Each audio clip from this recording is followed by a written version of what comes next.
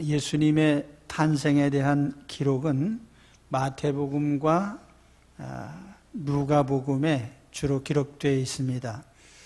지난 한 주간 기도회를 하면서 이 성경에 기록된 예수님의 탄생에 대한 기록들을 보면서 주님이 탄생하신 의미를 여러 가지로 생각해 보았습니다. 다시 한번 정리를 해드리면 이렇습니다. 첫째로 예수님은 성경대로 오셨습니다. 성경에 예언된 대로 오셨다는 뜻인데, 그것은 곧 하나님이 예수 그리스도를 이 땅에 보내신 것이 하나님의 계획에 의한 것이란 점이죠. 인간을 창조하실 때에 벌써 하나님은 인간의 자유의지를 허락하시면서 그들이 타락할 것에 대한 대비를 하셨습니다. 그래서 예수님이 오실 것은 성경에 이미 예언되어 있습니다. 두 번째로 주님은 동정녀에게서 나셨습니다. 성령으로 잉태되셨습니다. 오늘 말씀에 그 내용이 언급되어 있죠. 성령으로 잉태하신 이유는 예수 그리스도께서 죄 없으신 사람으로 오시기 위함입니다. 죄 없는 분만이 사람들의 죄를 대신할 수 있기 때문이죠. 셋째로 주님은 사람으로 오셨습니다. 구약시대에 소나 양의 희생이 많이 있었지만은 짐승이 사람의 죄를 대신하지는 못합니다. 그래서 히브리서에 보면은 이 짐승의 희생을 모형과 그림자라 이렇게 표현을 해요. 모형과 그림자이기 때문에 실체는 바로 예수님의 십자가 죽음입니다. 그렇기 때문에 예수님은 사람의 죄를 대신하시기 위해서 사람의 모습으로 오셨습니다. 네 번째로 예수님의 이와 같은 사람의 모습으로 오신 것은 낮아지심이죠. 마국간에 나시고 구유에 누우셨습니다. 짐승과 같은 대접을 받으셨죠. 가난한 목수의 아들로 자라나셨습니다. 구원 사역을 시작하실 때는 머리 둘 것도 없는 그런 삶을 지내셨고요. 마침내 붙잡혀서 빌라도의 법정에서 신문을 받으셨습니다. 채찍질을 당하고 침뱉음을 당하고 가시관을 쓰시고 또 십자가에 못 박히셨습니다. 창에 찔리고 쓸개즙을 마셨습니다. 맨 나중에는 무덤에까지 내려가는 낮아지심이 있으셨지요. 이와 같은 것은 바로 하나님의 뜻을 전적으로 순종하시기 위한 종의 모습입니다. 다섯째로 예수님은 자기 백성을 죄에서 구원하시기 위해서 오셨습니다. 이 말씀이 오늘 말씀에 기록되어 있기 때문에 잠시 후에 그 내용을 같이 나누겠습니다. 여섯 번째로 이 땅에 오신 주님을 향해서 몇몇 반응들이 있는데요. 동방박사들이 주님을 찾아와서 경배하고 보배합을 열어서 예물을 드렸습니다. 경배와 헌신, 이것이 오신 주님에 대한 응답입니다. 마지막 일곱째로 주님이 오실 때에 천사들이 찬송한 내용이 있는데, 하늘에서는 하나님께 영광이요 땅에서는 기뻐하심을 입은 자들에게 평화로다 하는 선언을 하셨습니다. 하늘의 영광, 땅의 평화, 이것이 주님이 오심으로 주신 결과입니다. 자, 오늘 본문으로 다시 돌아가서 오늘은 21절에 있는 말씀을 중심으로 말씀을 나누겠습니다. 아들을 낳으리니 이름을 예수라 하라. 이는 그가 자기 백성을 그들의 죄에서 구원할 자이심이라. 본문에 강조된 것이 두 가지인데요. 첫째는 구원의 대상. 구원의 대상은 자기 백성입니다. 그리고 두 번째 구원의 내용인데, 구원의 내용은 죄에서의 구원입니다. 죄에서 구원하시기 위해서 오셨습니다. 예수님은 구원자이시죠. 예수라는 이름 자체가 구원이란 뜻입니다. 예수님은 구원자신. 그래서 우리가 구주. 구주라는 말은 구원의 주인이라는 뜻이에요. 구주. 또 혹은 구세주. 세상을 구원하실 분. 이런 여러 표현을 쓰고 있죠. 자, 첫째로 구원의 대상은 자기 백성입니다. 예수님은 전 인류를 구원하시기 위해서 오셨다. 흔히 그렇게 얘기를 하죠. 그러나 실효적으로 본다면은 예수님이 십자가에서 죽으셨지만 구원받지 못하는 사람들에게 십자가는 아무 의미도 없습니다. 오직 구원받는 이들에게 예수님의 십자가가 효력을 가지죠. 일부 어떤 사람들은 예수님이 십자가에서 죽으심으로 전 인류가 다 하나님 자녀가 됐다, 이런 식으로 주장을 합니다. 만민이 다 구원받는다. 그러나 성경을 읽어보면 그런 개념은 어디에도 없습니다. 오직 영접하는 자에게 구원이 주어지는데, 요한 칼빈은 이러한 것을 가리켜서 제한속죄라, 그런 말을 사용을 했습니다. Limited Atonement라고 하는데요. 제한된 속죄. 다시 말하면 하나님의 예수 그리스도를 믿고 하나님의 자녀가 되는 사람들은 제한된 사람들이에요.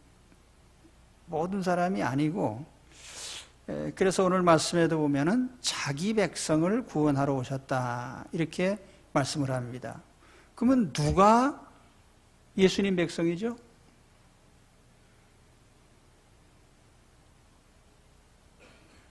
하나님이 택한 자들이 구원받는다고 하는데, 그러면 성경에 하나님이 택한 사람들이 누구입니까?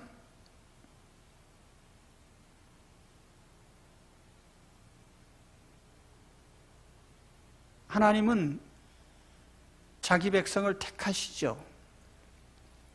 이 선택에 관한 내용은 성경에 무수히 많기 때문에 다 언급할 수는 없어요.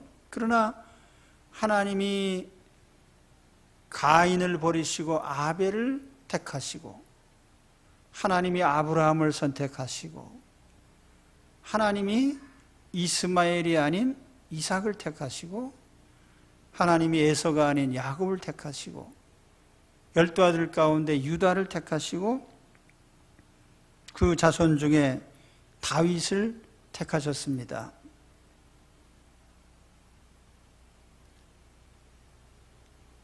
유대인들은 이와 같은 역사적 근거로 인해서 자신들이 선민이다, 이런 생각을 합니다. 유대인들은 자기네들이 택한 백성이라고 그래요. 그래서 유대교 또는 유대인들에게는 구원의 개념이 없어요. 왜냐하면 태어나면 바로 하나님 백성이라고 생각하기 때문에 태어난 것 자체, 혈통 자체, 아브라함 자손인 그 자체가 자기들에게는 선민인 증거라고 합니다. 근데 예수님은 그렇게 생각 안 하셨어요. 요한복음에 보면은 예수님과 유대인 사이에 선민에 관한 논쟁이 나옵니다. 예수님이 말씀을 하셨어요. 요한복음 8장 32절에 보면은 진리를 알지니 진리가 너희를 자유롭게 하리라. 이 말씀을 유대인들이 듣고 나서 반박을 했습니다. 우리가 아브라함의 자손이라 남의 종이 된 적이 없고는 어찌하여 우리가 자유롭게 되리라 하느냐. 자기네들은 누구에게 억압받은 적도 없는 하나님의 자녀들이라는 것을 주장을 합니다. 예수님께서 이러한 그들의 생각에 대해서 분명하게 말씀하셨어요. 요한복음 8장 37절에 보면 나도 너희가 아브라함의 자손인 줄 아노라. 그러나 내 말이 너희 안에 있을 곳이 없으므로 나를 죽이려 하는도다. 너희가 아브라함의 자손이면 아브라함이 행한 일들을 할 것이거늘 지금 하나님께 들은 진리를 너희에게 말한 사람이 나를 죽이려 하는도다. 아브라함은 이렇게 하지 아니하였느니라. 누가복음 3장 8절에 보면 그러므로 회개에 합당한 열매를 맺고 속으로 아브라함이 우리 조상이라 말하지 말라. 내가 너희에게 이르노니 하나님이 능히 이 돌들로도 아브라함의 자손이 되게 하시리라. 아브라함의 혈통적인 자손이 선민이 아니라는 거예요. 아브라함과 같은 믿음을 가진 자가 하나님의 자녀들이다. 그 메시아를 배척하는 사람이 어떻게 하나님 자녀가 될 수 있겠나? 사도 바울도 같은 말씀을 했어요. 그런즉 믿음으로 말미암은 자들은 아브라함의 자손인 줄 알지어다. 너희가 그리스도의 것이면 곧 아브라함의 자손이요 약속대로 유업을 이을 자니라. 하나님은 이러한 자기 백성을 창세전에 이미 선택해 놓으셨다 이렇게 말씀을 합니다. 찬송하리로다 하나님 곧 우리 주 예수 그리스도의 아버지께서 그리스도 안에서 하늘에 속한 모든 신령한 복을 우리에게 주시되 곧 창세전에 그리스도 안에서 우리를 택하사 우리로 사랑 안에서 그 앞에 거룩하고 흠이 없게 하시려고 그 기쁘신 뜻대로 우리를 예정하사 예수 그리스도로 말미암아 자기의 아들들이 되게 하셨으니 이게 창세전에 하나님이 자기 백성들을 다 지정해 놓으셨어요. 그래서 결과론적으로 말한다면 오늘 우리가 예수님을 믿고 하나님의 자녀가 된 것은 하나님이 우리를 택하신 결과입니다. 내가 종교적인 선택을 잘했기 때문이 아니고 하나님이 나를 택하신 결과로 내가 예수님을 믿게 된 것입니다. 하나님이 나를 택하신 것이 어떤 의미가 있느냐? 하나님이 나를 택하셨기 때문에 나의 구원은 확고부동하다는 것이에요. 혹간 내가 실족할 수도 있고 믿다가 혹은 잠시 넘어질 수도 있지만은 그러나 계속 넘어지진 않아요. 왜냐하면 하나님께서 택한 사람들은 성령께서 그들의 구원을 보장하십니다. 이것을 성령의 인치심이라 성경 그렇게 표현을 합니다. 하나님의 성령을 근심하게 하지 말라.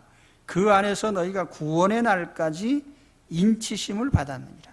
인치심에 도장을 찍었다는 얘기인데 보증을 선다는 뜻이에요. 내가 하나님 자녀로서 구원받기까지 성령께서 나의 보증인이 되셨어요. 그래서 나의 구원이 확실해요. 왜냐하면 하나님이 택하신 결과이기 때문에. 그래서 예수님이 이 땅에 오셔서 구원하시는데 그 구원의 대상은 바로 하나님이 택하신 자들입니다. 그럼 나는 하나님이 택하신 자이니까 구원을 받았겠죠. 그렇죠? 예. 두 번째 구원의 내용인데요.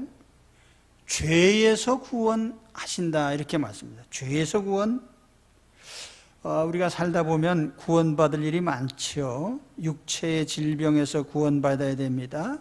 수많은 질병들이 우리를 죽음으로 내몰고 있습니다.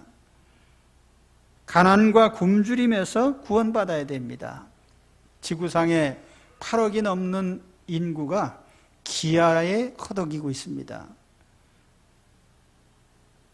또는 전쟁과 폭력으로부터 구원받아야 됩니다. 천재지변에서 구원받아야 됩니다. 권력의 탄압에서 구원받아야 됩니다.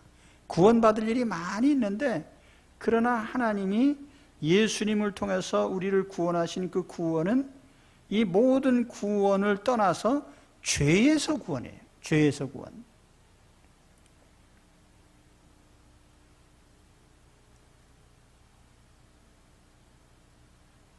인간이 겪고 있는 모든 문제들은 다 죄에서 비롯된 것입니다.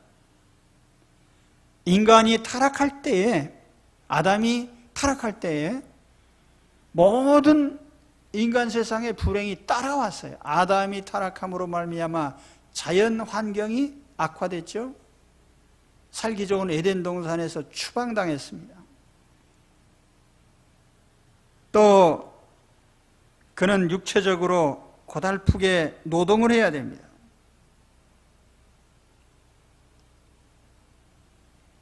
뿐만 아니라 자기의 아들들 사이에 서로 살인사건이 일어났어요.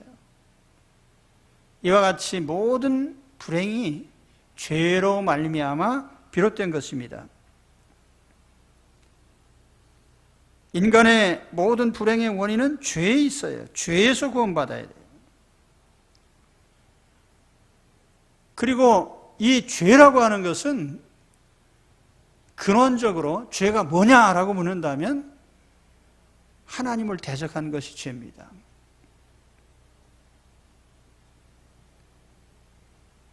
그래서 죄로 말미암아 다가온 가장 큰 결과는 하나님과 관계가 끊어진 거예요. 그래서 모든 불행이 하나님과 관계가 끊어진 데서부터 다 온 겁니다.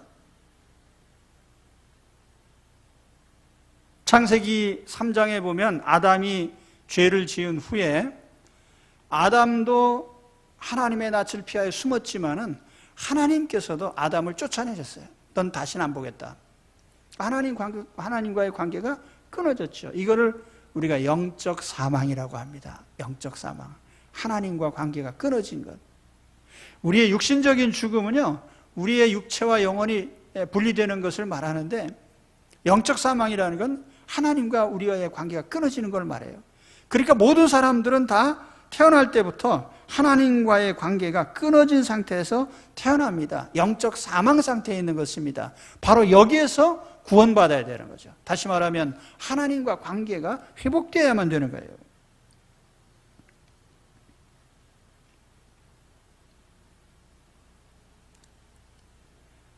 (2015년) 우리 통계청이 발표한 종교인구 통계가 12월 19일에 발표가 됐는데요.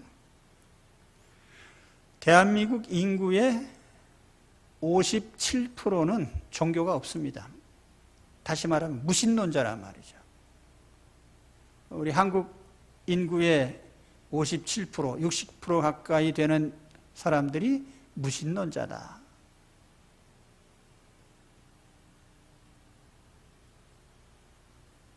근데 이것이 종교 인구 수치를 보면은 10대, 20대는 종교 인구가 35% 이하입니다. 35%, 예?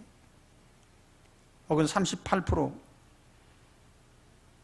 40대 종교 인구가 43%, 50대는 50%. 연령대별로 종교 인구 수가 약간씩 늘어나요. 60대는 57.7%, 70대는 58%.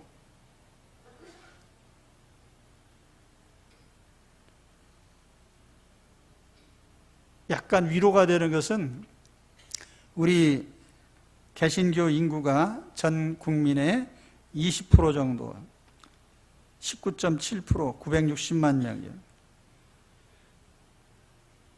종교 인구가 감소하는 가운데 상대적으로 기독교 인구가 늘어났다 이렇게 이제 발표가 됐는데, 실질적으로 늘어난 건 아닌 것 같은데 실제로 감소폭이 적었다, 그런 의미가 있는 것 같습니다. 왜냐하면 우리 기독교인들이 가장 충성도가 높거든요.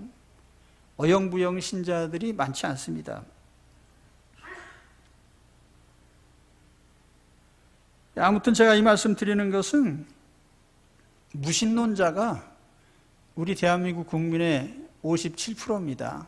하나님 없다. 그게 말하자면 하나님 앞에 가장 큰 죄거든요. 하나님과 관계가 끊어진 영적 사망 상태에 있는 사람들이에요. 하나님 없는 삶이고 지옥이에요.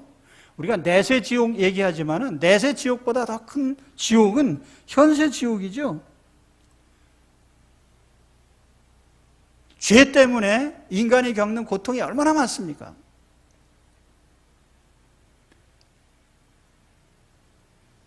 로마서 1장 28절에 또한 그들이 마음에 하나님 두기를 싫어하며, 하나님 두기를 싫어한다는 게 무신론이죠. 무신론 때문에 하나님께서 그들을 그 상실한 마음대로 내어버려 두사 합당하지 못한 일을 하게 하셨으니, 하나님 없다 하니까 그럼 네 멋대로 살아봐, 하나님 그렇게 내버려 두셨다는 거예요.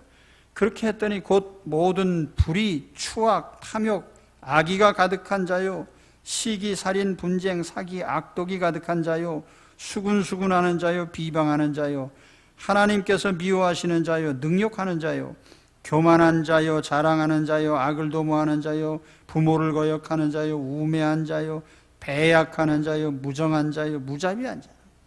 그러니까 모든 죄가 다 어디에 딸려왔어요? 하나님 없다 하는 데서부터 전부 딸려왔단 말이에요.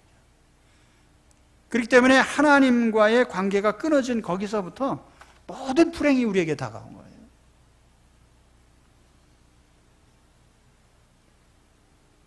그렇기 때문에 예수님이 오신 것은 바로 이 죄에서부터 구원하시기 위한 거예요. 죄로부터 구원해요. 죄 문제가 해결되지 않으면 인간의 문제는 해결되지 않습니다.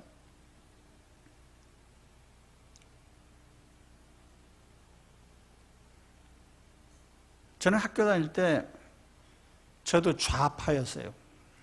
예. 야, 우리 사회의 불평등을 어떻게 해소하느냐, 이렇게 저렇게 생각해 봐도요, 이걸 둘러 없는 길밖에 없는 것 같아요. 그게 혁명이라는 거거든요. 좋은 말로 하면 혁명. 자, 인류사의 혁명이 얼마나 많이 일어났어요? 사회주의, 공산주의 혁명, 볼셰비키 혁명. 그래서 얻은 결과가 뭐죠? 또 동일하게 똑같이 다 망했어요. 왜 이렇게 됐죠? 모든 불행은 인간 자신의 죄에서 비롯된 것이기 때문에. 제가 그래서 학교 다닐 때 제가 예수님 영접하고 나서 제일 먼저 얻은 답이 그거예요. 인간 불평등의 기원이 어디서 왔느냐? 예? 인간 불평등 기원론, 그 논문 안 봐도 괜찮아요. 성경에 보면은요, 인간 불평등의 기원은 인간의 죄에서 비롯된 것입니다. 모든 인간 사회의 부조리. 우리가 광화문에 나가서 시위하면서 정의를 실현하자고 외칩니다. 그런데 인간 사회에서 항상 이런 외침이 있어 왔어요. 근데 사회가 그러면 정의롭게 항상 정의로운 방향으로 나갔느냐? 아니에요. 왜 그렇죠? 인간의 본성이 죄에 잡혀있기 때문에 그런 거예요. 죄는 모든 불행의 근원이에요. 그리고 그 죄의 원인은 하나님과 단절된 데 있는 겁니다. 그래서 구원이라는 게 뭐예요? 하나님 품으로 돌아가는 거예요.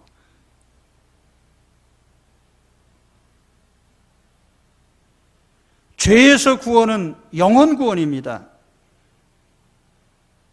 한때 남미의 해방신학자들이 주장한 것이 사회구원 사상이에요.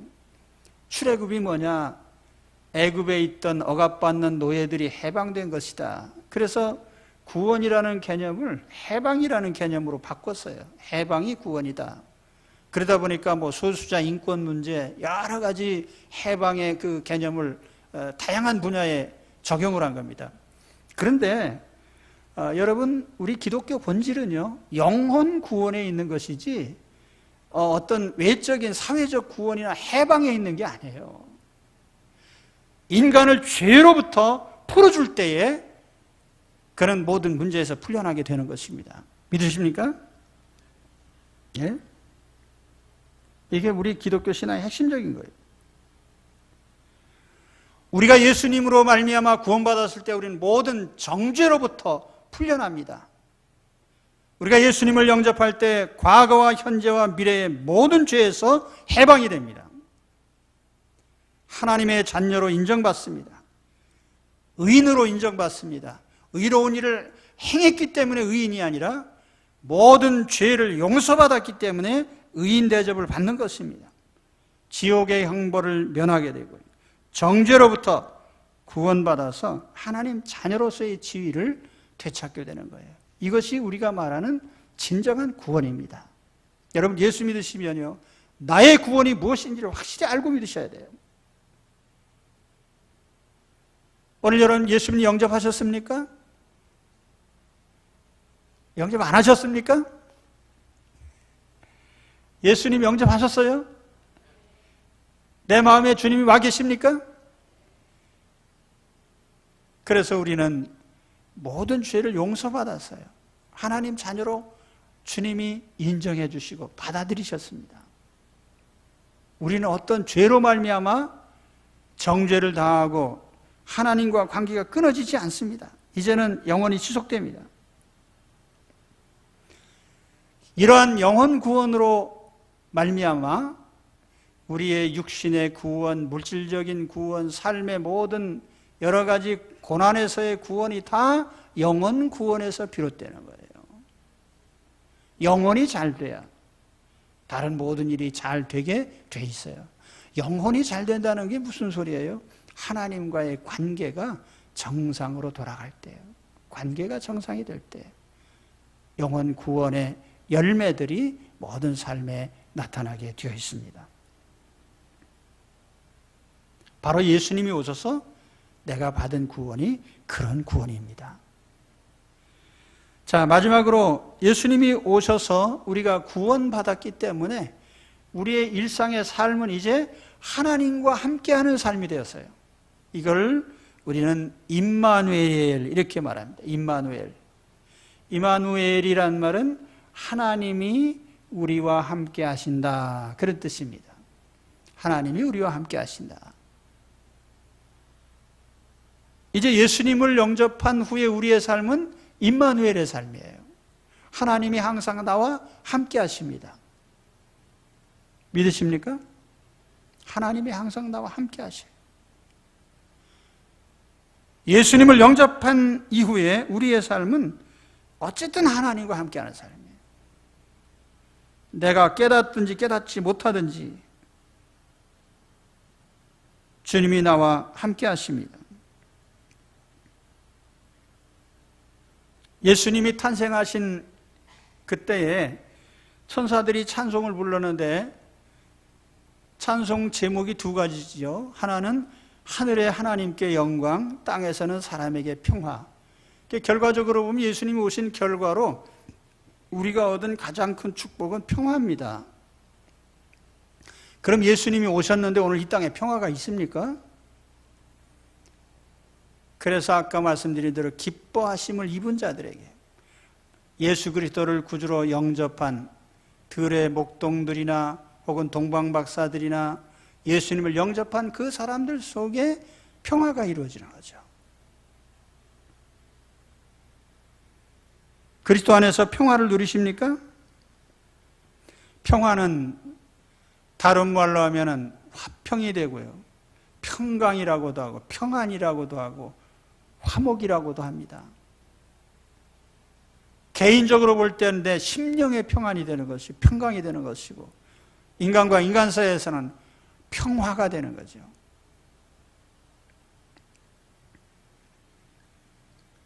그런데 예수 믿는 분들이 받은 가장 큰 축복이 평화인데 얼굴을 보면은 그다지 평화롭지 못한 것 같아요. 여러분, 제 얼굴을 보면 제가 평화로워 보입니까? 예? 제가 평화로워 보입니까? 예. 그렇다고 해야죠.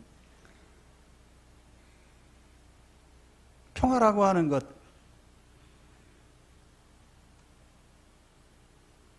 평화로워야 정상이에요. 예수 믿으면 평화로워야 돼. 평안해야 돼. 평안하지 못하면 비정상이에요. 나는 평안할 수밖에 없어요. 왜냐하면 인간의 근원적인 문제가 다 해결이 됐거든요.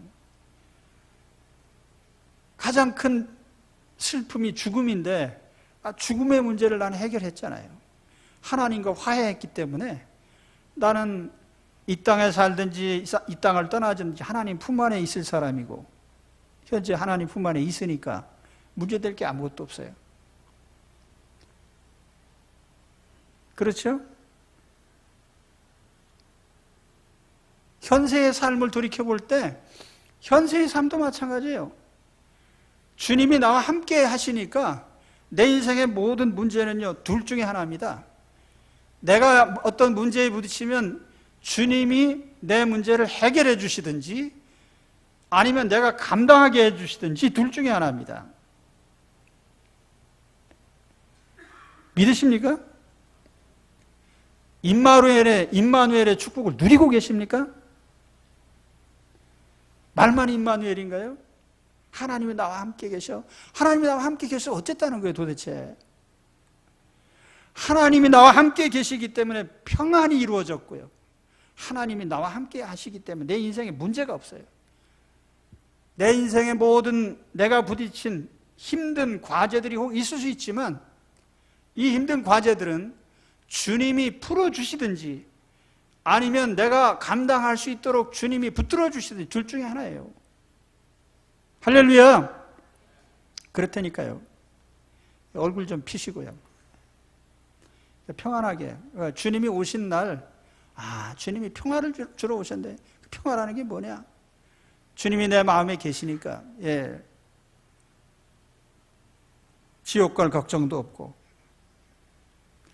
자, 베드로가 제자들 몇 명이서 배를 타고 갈릴리 바다를 건너가는데 저녁 때 건너가다 보니까 풍랑이 막 돌풍이 일어나가지고 배가 뒤집히게 생겼어요.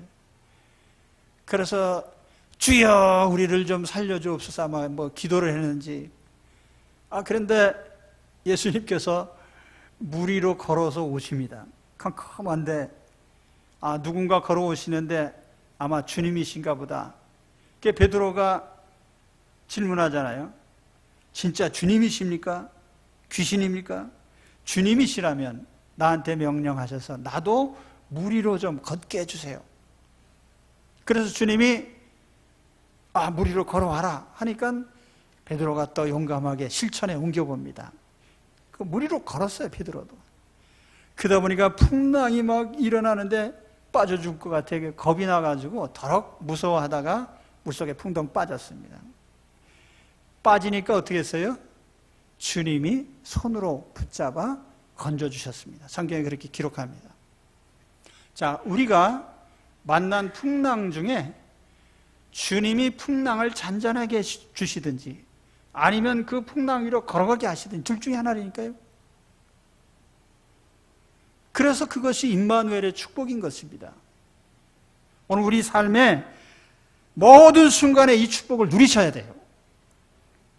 주님이 나의 목자시고 예수님이 나의 구주십니까? 그렇다면 오늘 우리에게는 바로 그런 축복이 주어져 있는 거예요. 내 영혼을 구원해 주시고 죄에서 구원해 주시고 심령의 평화를 주시고 뿐만 아니라 임마누엘이 되셔서 나의 모든 삶의 모든 순간에 내가 이기게 해주시고 혹은 감당하게 해주시고, 그러므로 임마누엘 가운데 우리는 살아가는 자들이 된 겁니다. 예수님은 우리의 구주십니다. 그래서 구주 예수님이 오늘 우리에게 오심으로 우리에게 이제는 임마누엘의 특별한 축복이 이 지상생애 중에도 주어진 거예요. 그 임마누엘의 축복들을 누리시기 바랍니다. 주님이 나와 함께 하시는 축복 매 순간 누리시기를 축원합니다. 기도하겠습니다.